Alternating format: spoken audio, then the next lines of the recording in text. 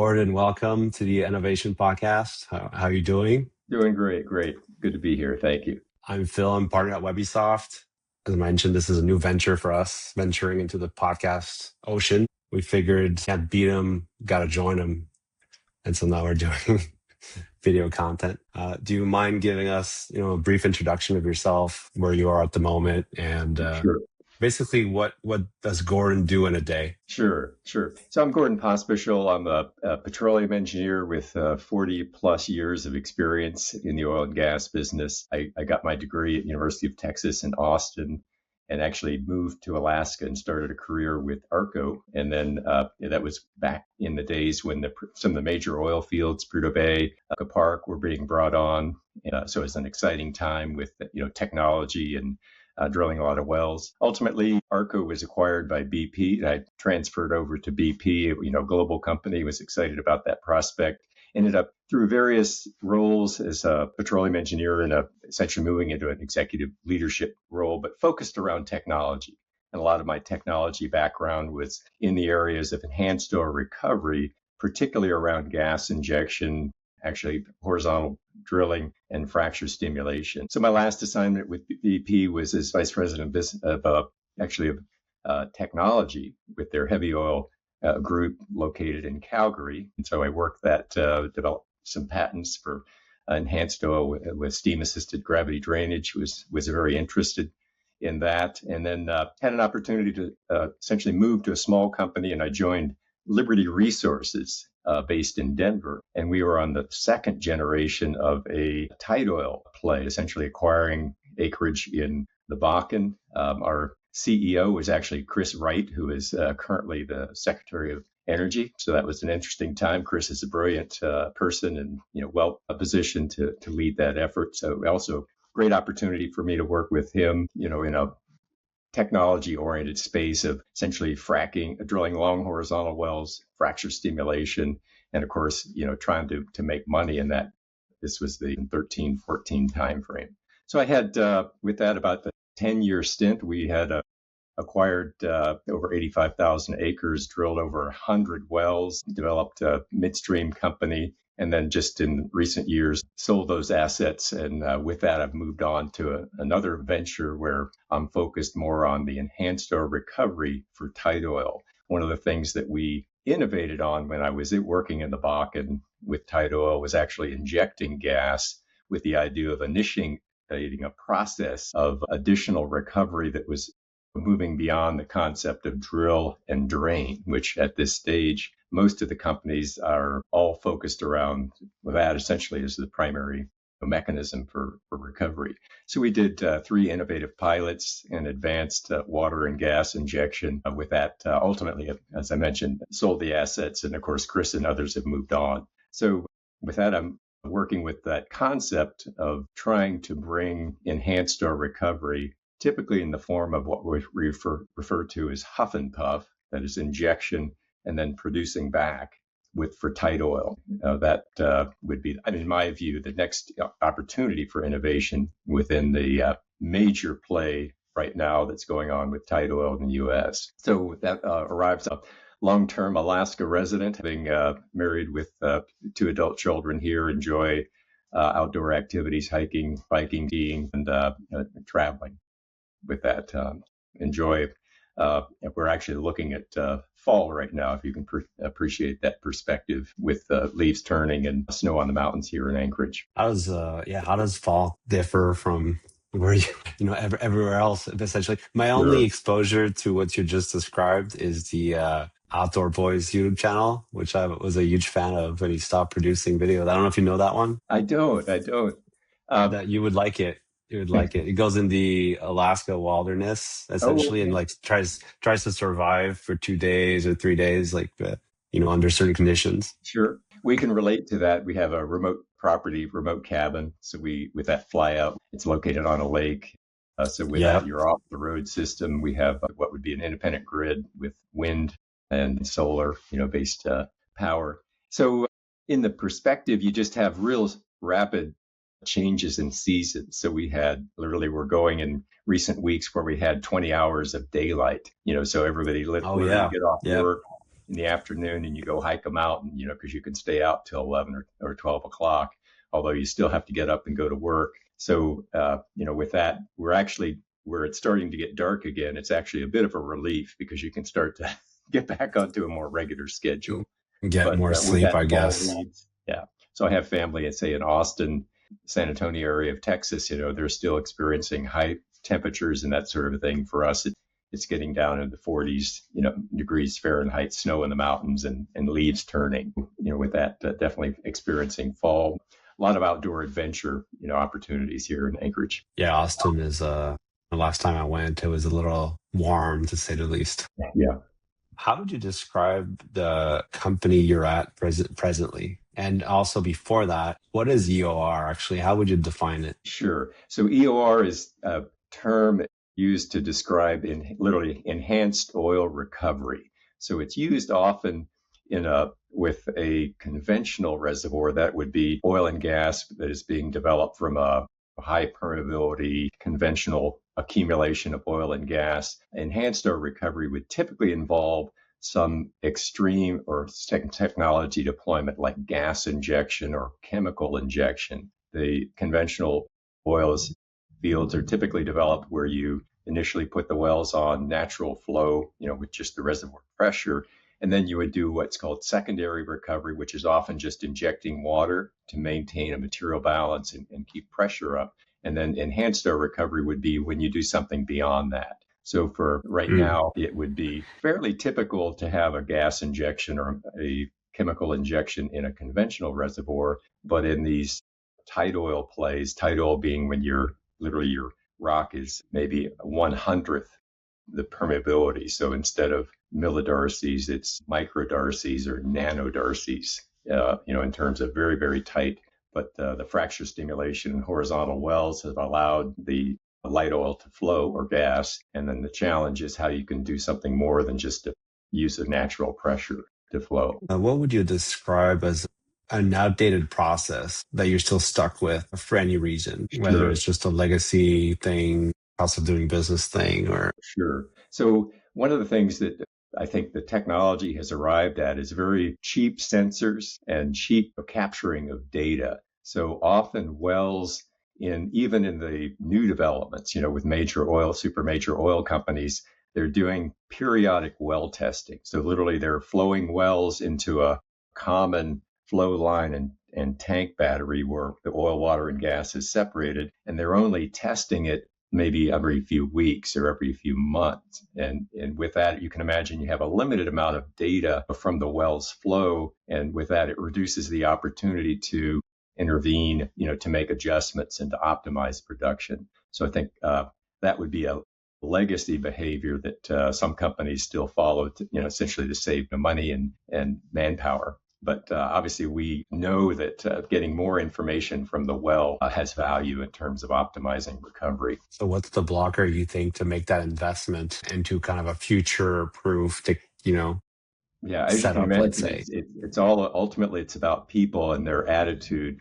Kind of a recognition that information is valuable, especially when you can. I think early on, we made some modifications to capture more information, but the challenge was essentially to have to take advantage of it. If you can visualize, you have an engineer that might be assigned literally 1,000 wells. So how is he going to look at 24 production data from all those wells, except by exception, whereas obviously with enhanced computing, potentially AI, you can do a lot of assessment in terms of what would be algorithms and machine learning, event detection, and other things that would allow you to better take advantage of the data. So I think it comes down to that circular argument of, okay, tell me how you're going to use it, and then I'll justify the cost of putting in sensors to measure continuous flow and to get better information from the wells. So on the topic of AI, can you tell me a little bit about what you're currently doing with AI without getting into obviously proprietary trade Sure. secrets necessarily, but at a And high level? it's fun because I'm probably using it a lot like just almost everybody is. That is literally looking at streamlining, getting information that let's say I can have like that. One example was it's hard in terms of people understanding how a fracture stimulated well works. you're actually, you're creating horizontal connectivity with a well reservoir that might be actually 2 or 3 miles long. So, 15,000, 20,000 feet potentially. And then you're initiating these fractures within that. And what that's doing is creating surface area with this very tight rock matrix. So, one concept that you want people to understand is okay, if I can get a square foot of my rock matrix to produce 1 tablespoon of oil a day, that translates to 1,000 barrels a day in a typical well where I've got 10 million square feet of contact through the horizontal well and the fracture. So if people can think about, okay, it's a very slow, gradual process that I'm trying to initiate. But I can, as you can imagine, it might take me several hours to do that calculation of converting tablespoons to barrels of oil per day, in standard units. It was actually it's one of those things I've done before, but I interrogate it with AI and it tells me 960 barrels per day. Okay, so that's close enough to 1,000. But Does it get it right? Because sometimes it yeah, gets the math wrong, right? You gotta have. yeah, Sometimes you have to, second it's guess best it a little bit. if you know the boundaries of the answer before you do Right. that kind of inquiry, because it can be obviously it can get the units wrong. But another more sophisticated example would be, for example, looking at the Bakken when I was responsible for development, which was also about acquiring properties where I knew that my technology was superior. So I literally could take somebody else's geology and make better wells. So we had a program that we at that time we were using, kind of neural net type of applications that would integrate the geologic data, the well design data, the fracture stimulation data, and essentially help you map areas where you could identify a better opportunity, essentially an uplift with an improved technology. So I say that would be something that AI fits in that space where it allows you to do that, in a more rapid and efficient sequence. But that type of application, I see. So manual tasks now automated, or uh, advanced calculations that you can now that's kind of right. by a model. Yeah. And the other, just a real routine example, is I was working with a startup of a small oil field in Alaska, and I had to come up with literally an HSE manual. And I know that those have been developed for North Slope applications, et cetera. And so I was able, literally with a series of prompts, could develop a fairly comprehensive listing of all the health, safety, and environmental, considerations that you'd want as the framework for that type of application. So that's a recent AI example. Literally, Chat GPT gets you a long way, or other. Yeah, I mean, and it's all about kind of how you prompt, right? Exactly. You could get a really good output or you could get a really bad output, Right. depending on how much context you give it, how much prior documentation you give it. Are you in your companies working with smaller language models that you're like specifically training on your data set, or are you using mostly commercial kind of For myself, turnkey? yeah, mostly commercial with that. I've done both in the past with my prior company. Okay. What's your, and it could be, you could say ChatGPT, but what's been your favorite software from a business standpoint that you've been using the past 5 years? I'd say some of the visualization software has been very powerful. I'll say competitors to Spotfire would be one Okay. specific application because, as you can imagine, there's so many dimensions to data that if you can have an efficient way to both analyze and then communicate via graphical means, the type of applications that are really powerful. Obviously, if you're in the business development and promotional, you can come up with a killer slide that, is fundamentally utilizing data, in a compelling Mhm. way. That gets you a long way. Mhm. There are several series. I mentioned Spotfire, but there are others like that were I'm not similar. familiar with it. I'm gonna have to look it up. Spotfire, you said. Okay. Shout out Spotfire.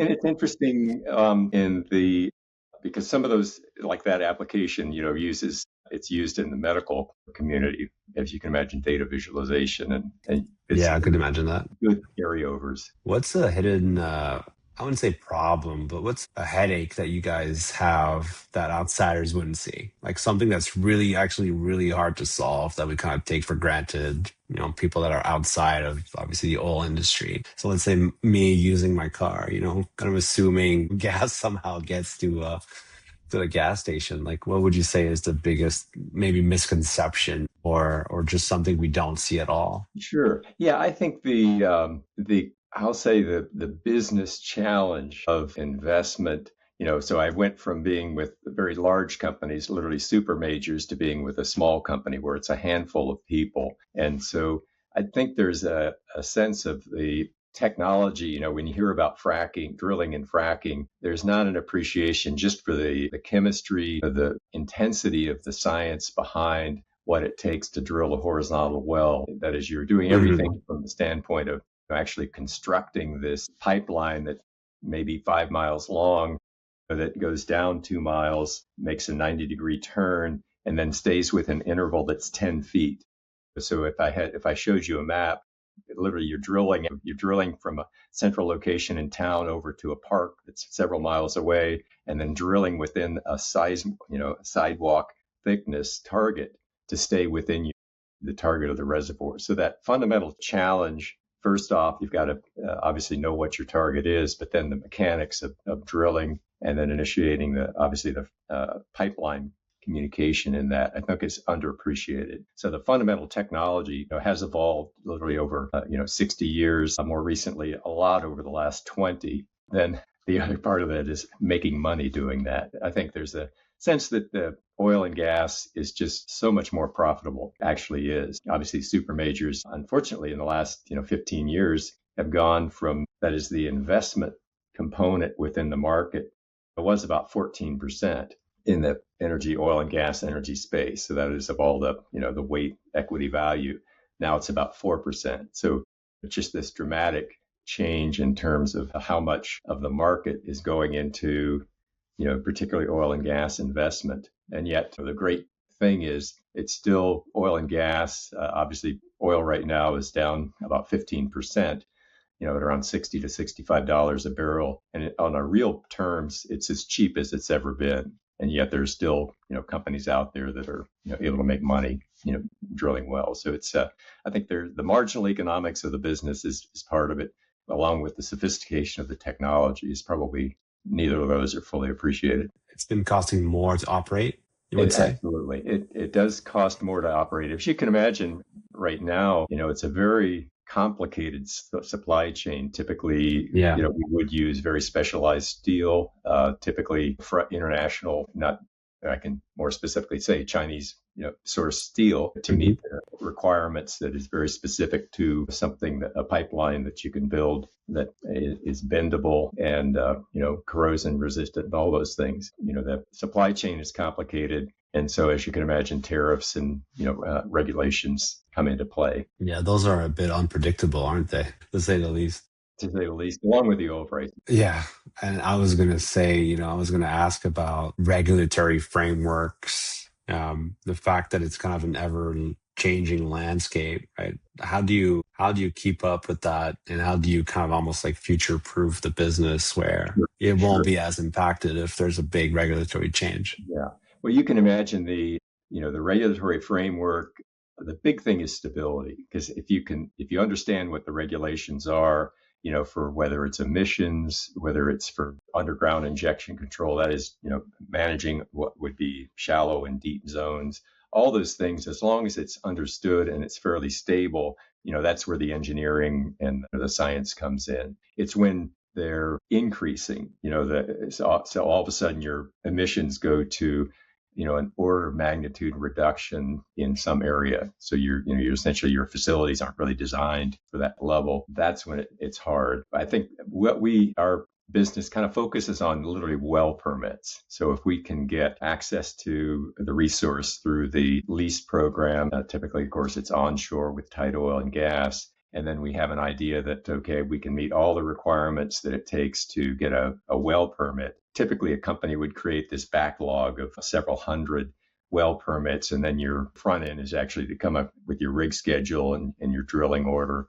and optimize that. So you kind of future proof by obviously having access to the acreage. You've got a design that meets the regulatory requirements of that state, whether it's state and federal land, and then you literally have an approval via the well permit, for the backlog of wells that you hope to drill this year, next year, and the year beyond. It's when those changes all of a sudden overlay and all those well permits now are essentially off or no longer compliant, that's when the difficulties arise. Right. And it's off to the races. Back to the drawing board. Yeah. So, I mentioned, I think prior to hitting the record button, but obviously we're in the software business, and without getting into too much detail, we used to have an on-premise platform that we developed for our client in this industry. And we came up with a cloud version, and just the fact that it's online now versus on premise just opens up a whole can of worms where we've never really had to approve of, an always online version before. And so now it's with the regulators. I think it's been for the past 2 months or something like that. Right. Where it's just like they kind of have to write their rules now on this because it's a new aspect they've never touched before. Mm-hmm.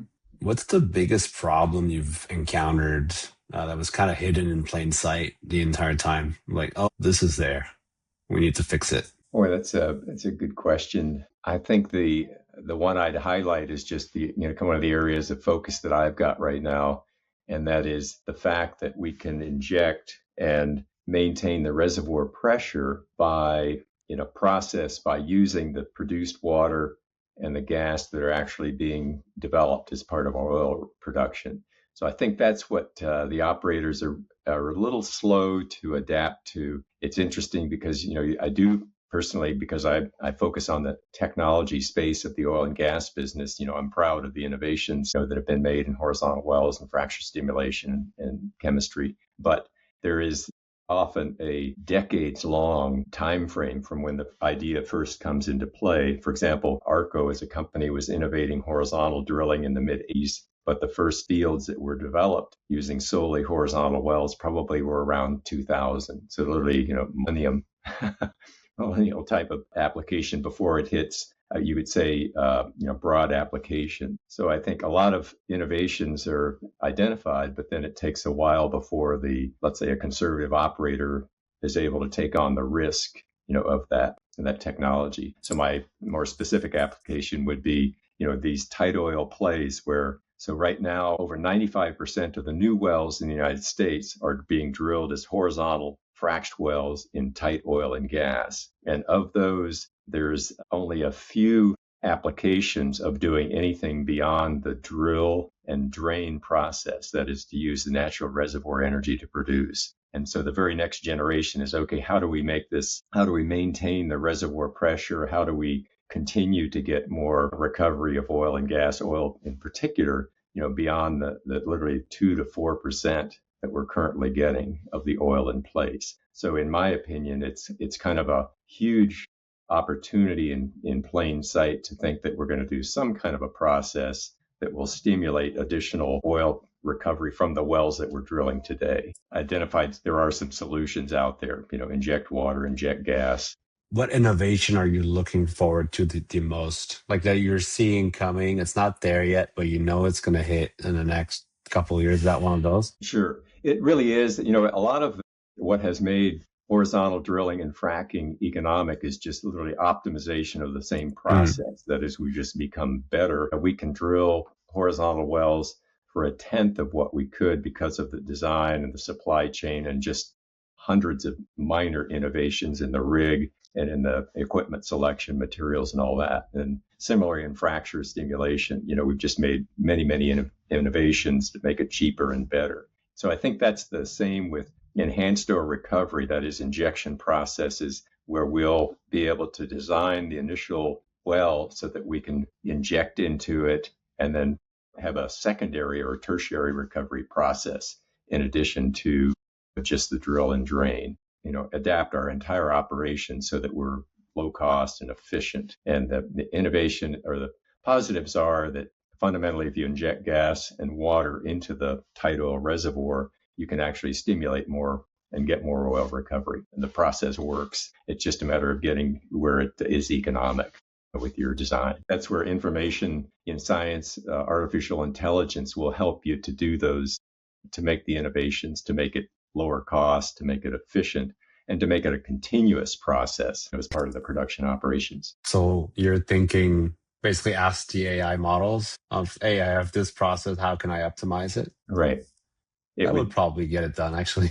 yeah, yeah. Well, it would literally, you would be able to identify criteria of success for Yeah. having an increase. Okay, I want to uplift this well is producing 50 barrels a day. I have a series of wells, and here's the information, all the production history from these wells. What's the most economic order for me to try injection of water and gas? And one of the simple concepts is okay, it actually makes sense to go to your best well. So the well that's making 100 barrels a day, if you can double the production from that well, you're going to make a lot more money than if you double the production from a well that's making 10 barrels a day. And Oh, that's so the it's kind of, like the 80-20 rule a little bit. yeah. So there's an AI element to that it'll help you identify the criteria of all your wells that are going to lead you to success and help you deploy it, in a systematic and most, let's say, optimized way. Do you think it's because AI has a different perspective, like outside of it a little bit, and sees the big picture versus you've been in the business for so long, and Right. being your team, not you necessarily specifically? Yeah. So just to continue my example. So if I were to talk to my production superintendent and tell him that I want to interrupt the production from your best well so that we can innovate this new technology process, he's going to tell me, no, you've got these bad wells over here. Work on those. Right. Yeah. Yeah. Literally, Yeah. AI, of course, is it's not going to have these biases, and it's not going to have what would be preclude barriers, essentially barriers in thinking. And the example that I've heard recently is that AI adapted to Go has come up with literally a new types of Yep. solutions for being Yep. competitive in Go, because it's not Yep. limited. Yeah, the top players didn't understand it at first, is Yeah. what I recall from that story. And I think that's mostly going to it's likely going to happen as well when the models become as, smart and proficient as the research team Yeah. building it. And then if it has, the keys to the internet or to self improve and release new models, it's going to start releasing things that no one understands essentially Right. at first. And when we do understand them, it's probably going to be too late Yeah. Well, to do my anything other about it. Yeah, experience in innovation and technology is usually the breakthrough ideas come from another business. They come from the Another medical perspective. Yeah. community because 100%. they've got distinctive insight. So that's what AI can bring, I believe. Yeah. Yeah. 100%. I could see that. Yeah. Same thing for us, actually. So, we'll interact with a team that's doing something entirely different and they'll give us an idea that we're going to love because we just never thought of applying it to our own business, for Right. instance. If you could fix one inefficiency in your mind, right? Something that you find inefficient, what would it be? If you could, fix it magically with a magic wand, regardless of cost. Yeah. So, yeah, I guess it would be along the lines of just better capturing and processing of data because engineers, and geologists typically have access to a lot of information, but ultimately end up using a relatively small amount. And typically it's because the information that's coming through the various sensors or through, let's say basin and other global analysis, is in such a rough form, yet it has to be processed into a usable form. Overcome, it has to be, let's say, you want to eliminate the garbage and bring forward the key elements. So I think that would be what element comes to mind in terms of trying to better use all the information that we have available to us. And it's everything, like I mentioned, the description of the well production. This is oil and gas and water. So you're getting a lot of information as to what's actually flowing. And then, of course, there's the description that you got of the reservoir, which may be from seismic data, which is obviously what would be the acoustic information that gives an assessment of the layer and the extent and the level of natural fractures. So there's just, you can imagine a huge amount of information that we barely are able to access because of just the challenge to put it in some form that we can visualize or that we can analyze. Well, that's where AI comes in, right? Essentially Sure. feeding it a ton of data. Most of our enterprise projects are around that because, for instance, one of our clients is in telecom and they have an outdoor network of screens. They're interactive screens, some are normal screens, and they collect a lot of data. And I think they have something like 70 million data points. And obviously no human would be able to ingest all Yeah. that and then make intelligent decisions. But like when you put that into a model, and that's, to my question about smaller language models that are a little more trained Yeah. specifically for Yeah. you, then you could query it, ask it questions, and you could eventually use it to make better decisions, right? And then feed dashboards. So do you think you're headed in that direction, let's say in the next 5 years?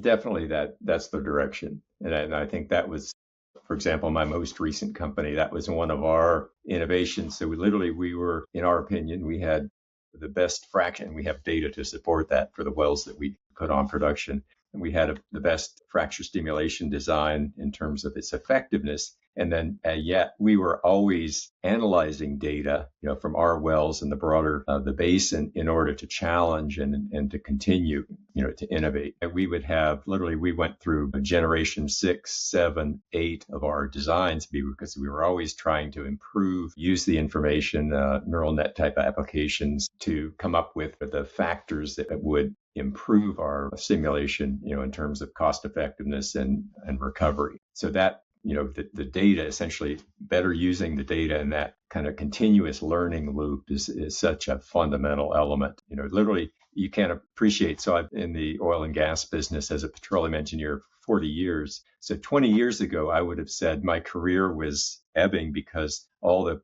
big fields had been discovered. There was a consolidation of the industry into the super majors, and there were relatively few players. But the tight oil and gas innovation combined with literally finding the resource created a whole new generation of new companies, small companies that I was able to work with. And of course, has changed the United States from being an importer to an exporter, literally of energy. And so I think that continuous learning loop is fundamental, and we're certainly going to access it through AI. And that's going to be like a new wave of innovation, just like the Right. one you described earlier, right?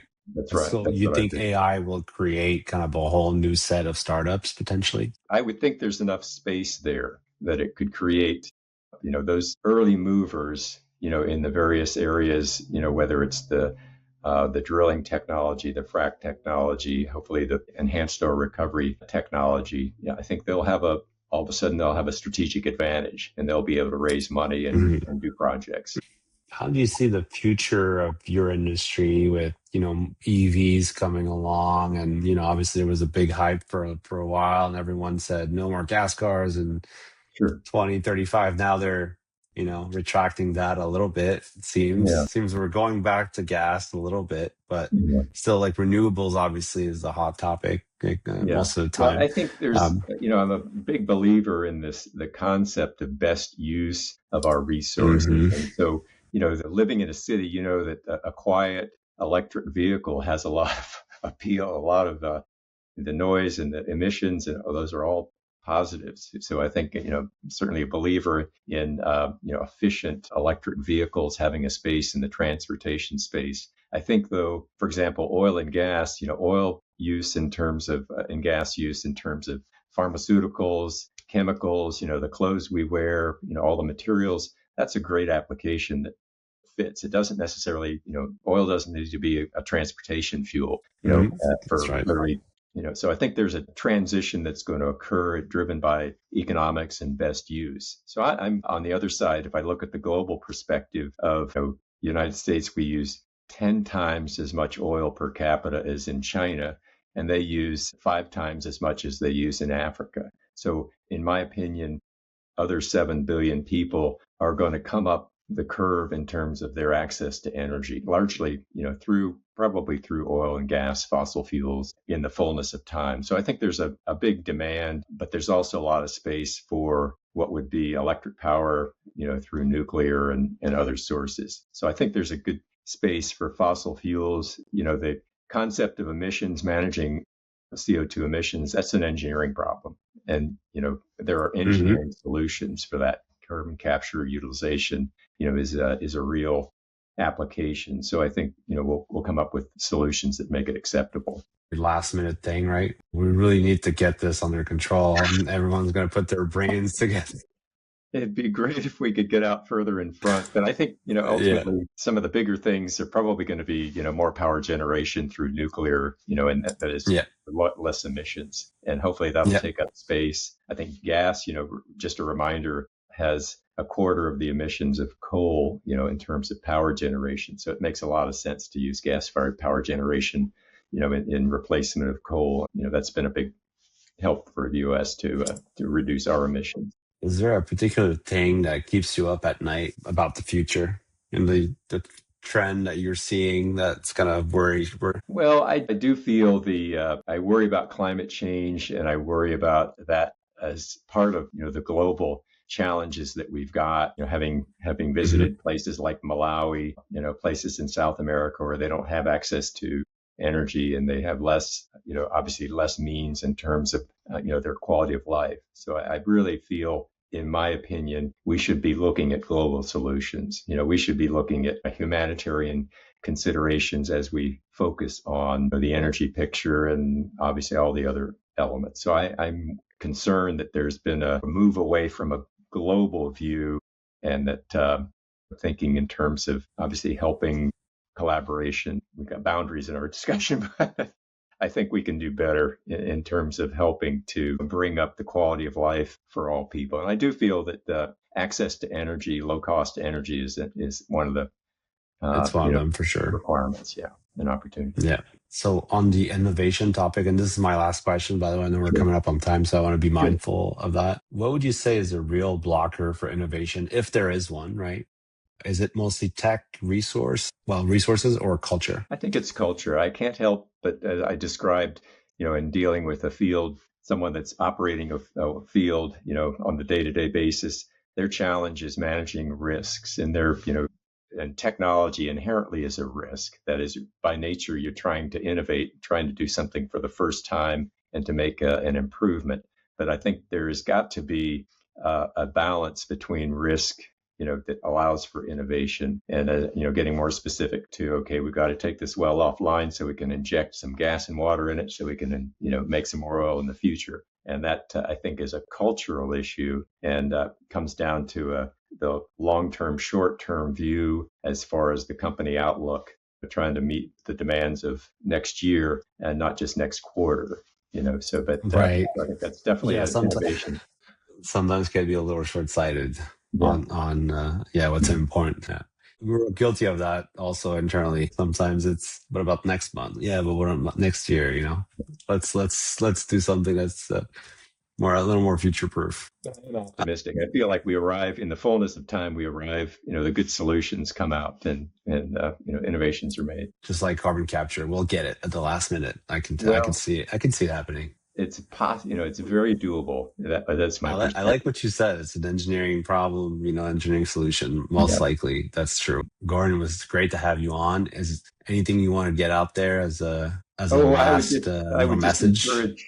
Yeah, I hope there's a more balanced view in terms of the opportunity for energy and energy solutions to make the world better to make the world a better place. So I think there's a greater assumption that we can make that, we're working together to try and make things better, whether you're in the oil and gas business or not. Beautifully said.